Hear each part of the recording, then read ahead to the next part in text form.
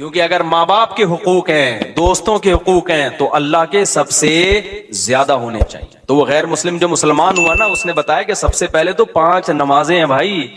ہم اگر اللہ کو مانیں تو اللہ سے ریلیشن تو ہو.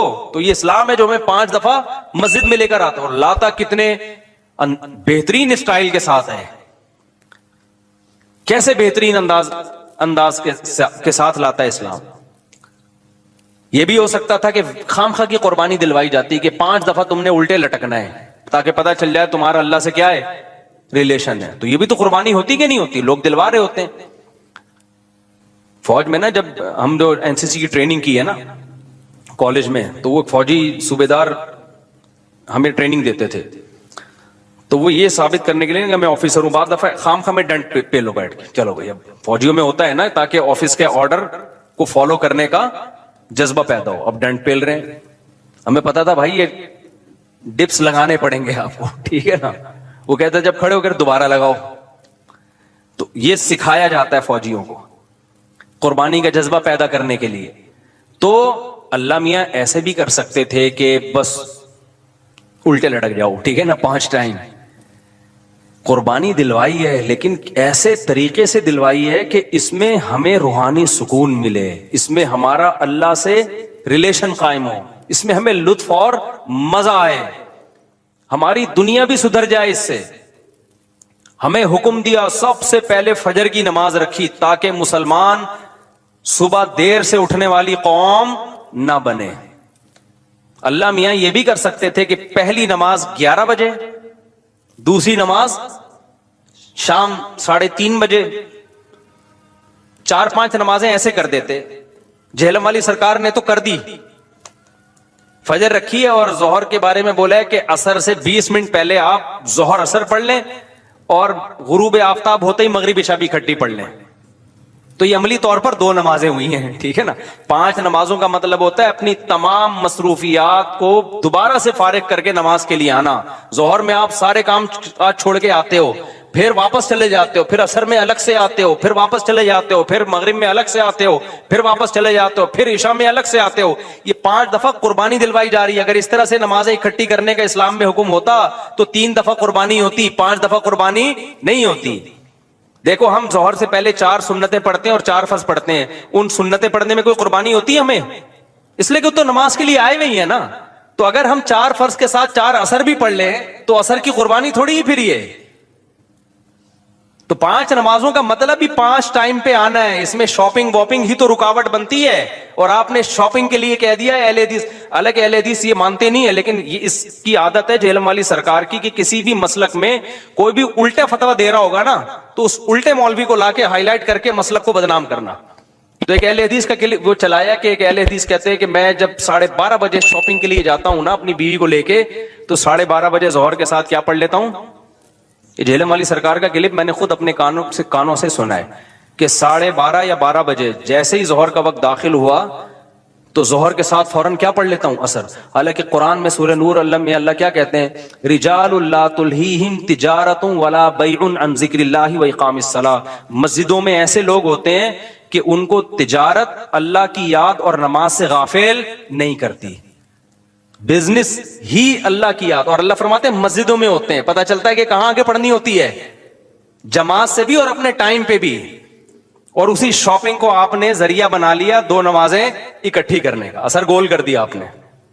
یہ ہے تفقہ اور بصیرت، سمجھتے ہو. اور اس نماز کا اجر خراب کیا ہے جس کی سب سے زیادہ تاکید قرآن بیان کر رہا ہے. تو خیر، تو کیسا ریلیشن ہے؟ جلدی سے بات کو سمیٹ کے میں ختم کرتا ہوں. سب سے پہلے اللہ کیا کہتا ہے، مسلمان اپنے مسلم ہونا ثابت کرنے کے لیے کہ میرا اللہ سے ریلیشن ہے، اللہ نے کہا کہ 5 ٹائم نماز پڑھنی پڑے گی. اور یہ 5 ٹائم نماز کیوں رکھی ہے پتہ ہے آپ کو؟ کیونکہ وقت میں بہت بڑی تبدیلی ہوتی ہے. اللہ کہتے ہیں جب بھی اس کائنات میں بڑی تبدیلی ہوگی تو سب سے پہلے میرے سامنے سجدہ کرو گے، اس کے بعد اپنے کاموں میں لگو گے. تبھی تو قرآن کہتا ہے اقیم الصلاۃ لدلوک الشمس الی غسق اللیل. نمازوں کو قائم کرو دلوک شمس، سورج ڈھلکنے کے وقت، الی غسق اللیل، اور راتوں کے اندھیروں میں. تو غسق اللیل میں 2 نمازیں آ گئیں، مغرب اور عشاء. یہ دونوں رات کی نمازیں ہیں، لیکن ان دونوں کے اوقات میں بڑا فرق ہوتا ہے. مغرب میں فل اندھیرا نہیں ہوتا لیکن روشنی بھی نہیں ہوتی، بہت زیادہ وقت میں تغیر ہو جاتا ہے. اور غسق جو ہے لیل جب انتہائی درجے کی ہوتی ہے تو وہ عشاء کا وقت، جب بالکل کیا ہو جاتا ہے، اندھیرا. آگے اللہ کہتے ہیں وقرآن الفجر، اور پھر فجر کا وقت بالکل ڈیفرنٹ ٹائم ہوتا ہے. مغرب کا وقت باقی اوقات سے بالکل مختلف ہے. سورج ڈھل گیا، غروب ہو گیا، لیکن ابھی روشنی ہے، اندھیرا شروع نہیں ہوا. پھر گھپ اندھیرا ہو گیا. یہ کیا ہے؟ یہ بڑا تغیر ہو رہا ہے زمین کے اندر. تغیر سمجھتے ہو؟ تبدیلی، چینجنگ. آسان لفظ استعمال کرنا چاہیے مجھے بھی. بڑی چینجنگ آ رہی ہے ٹائمنگ میں، اور اس سے انسان کے جذبات میں اور احساسات میں بڑا فرق پڑتا ہے. ظہر کا تو فجر کا وقت بالکل ڈیفرنٹ ہے، ابھی دن طلوع ہونے والا ہے. پھر سورج ہوتے ہوتے جب ڈھلکتا ہے نا، بالکل بلندی پہ پہنچ کے تیز تپتی ہوئی دھوپ ہوتی ہے، جس کو اللہ دلوک شمس کہہ رہے ہیں. دلوک کہتے ہیں ڈھلکنا. تو سورج کا جو ڈھلکنا ہے نا، بلندی پہ جا کے لڑکنا نیچے، اس کو کیا کہتے ہیں؟ اس میں اللہ نے دو نمازوں کا ذکر کر دیا، ظہر اور عصر. اس لیے کہ دلوک جو معتد بھی ہوتا ہے، گاڑی اردو پھر استعمال کر رہا ہوں، معتد بھی قابل ذکر دلوک، وہ ایک عصر میں ہوتا ہے، ایک ظہر میں ہوتا ہے. میں نے وہ کلپ ریکارڈ کروایا تھا نا عاقب سعید کو کہ 5 نمازیں اپنے ٹائم پر ہیں، اور یہ قرآن کی آیت سے ثابت ہے کہ نمازوں کے 5 ٹائم ہیں، 3 ٹائم کی نمازیں قرآن میں نہیں ہیں.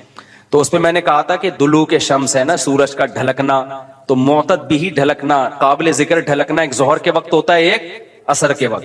کیونکہ عصر کے وقت 45 پہ آ جاتا ہے، اور ظہر کے وقت بلندی پہ جا کے ڈھلکتا ہے.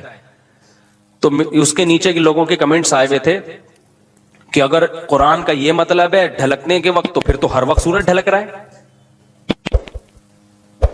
سمجھ میں آیا پاگل کسے کہتے ہیں؟ یہ ہے مجتہدین، یعنی ان کا دعویٰ یہ تھا کہ 3 وقت ہیں نماز کے قرآن میں، ظہر ہے اور عشاء ہے اور فجر ہے. وہ 3 وقت سے یہ ثابت کرنا چاہتے ہیں کہ ظہر عصر ملا کے پڑھ لو اور مغرب عشاء ملا کے پڑھ لو. اصل میں 3 ٹائم ہے. یہ غلط ہے.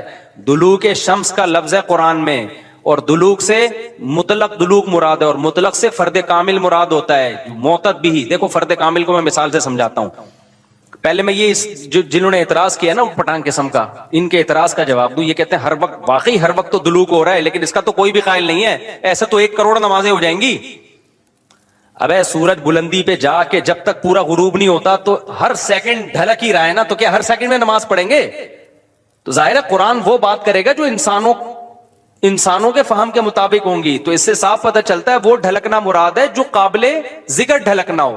تو قابل ذکر ڈھلکنا، جس کو اصطلاح میں کہتے ہیں معتد بھی ڈھلکان، وہ جب ہے جب بلندی پہ جا کے پہلی دفعہ ڈھلکنا شروع ہو اور پھر 45 کے زاویے پہ آ جائے.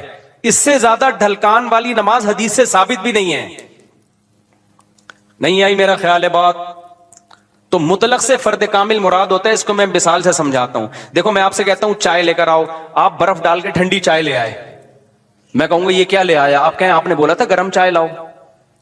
میں بولوں گا جب میں نے چائے کا لفظ مطلق بولا ہے، اس کے ساتھ کوئی گرم یا ٹھنڈے کی قید نہیں لگائی، تو اس سے فرد کامل ہی مراد ہوتا ہے. کامل فرد چائے کا کیا ہے؟ کامل درجے کی چائے کیا ہے؟ جو گرم ہوتی ہے، درمیانی درجے کا میٹھا ہوتا ہے اور مناسب سی پتی ہوتی ہے. میں نے آپ سے کہا چائے لے کر آؤ، آپ 6 چمچ زہر بنا کے نا پتیوں کے ڈال کے لے آئے. اور سب میں نے کہا یہ کیا لے کر آیا ہے؟ آپ کہہ رہے ہیں، آپ بول رہے ہیں چائے. میں کہا بھائی تو زہر بنا دی. تو آپ بولو آپ نے یہ تھوڑی کہا تھا نارمل چائے، آپ نے تو چائے بولا تھا. تو چائے میں تو کوئی بھی چائے. سمجھ میں آ رہی ہے بات کہ نہیں آ رہی؟ یہ چیزیں اصول فقہ میں پڑھی جاتی ہیں جو آج کل کے اسکالرز نے نہیں پڑھی، تبھی قرآن و حدیث کا مطلب بھی ان کو سمجھ میں نہیں آتا. تو المطلق اذا اطلق یراد به الفرد الکامل، یہ اصول فقہ کا مسئلہ ہے اور لغت کا بھی مسئلہ ہی ہے. قاعدہ ہے، ضابطہ ہے کہ جب بھی کوئی لفظ علی الاطلاق بغیر کسی قید کے بولا جائے گا تو فرد کامل مراد ہوتا. اکمل نہیں، اکمل کا مطلب بہت اوپر کی زعفران والی چائے، نہ فرد کامل.